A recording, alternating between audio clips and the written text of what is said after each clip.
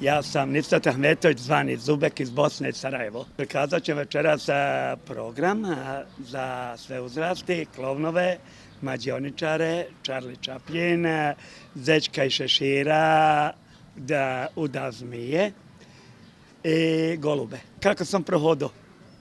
Radim jedno 30 godina na sceni, scenske umjetnosti. A bivša Jugoslavija, Hrvatska, Rumunija. Rumunija nije više Jugoslavija, bili smo Rumunija. Ovu godinu idem za Slovenija, trebali smo ići za Albaniju. Otkazali smo rad drugih razloga. Tu smo u Makedoniji drugi put sa ekipom iz Srbije. Mene zovu Nisrat Ahmetović, zvani Zubek i cirkus se zove u Bosni Zubek Ahmetović. Cirkus Bosna Sarajevo.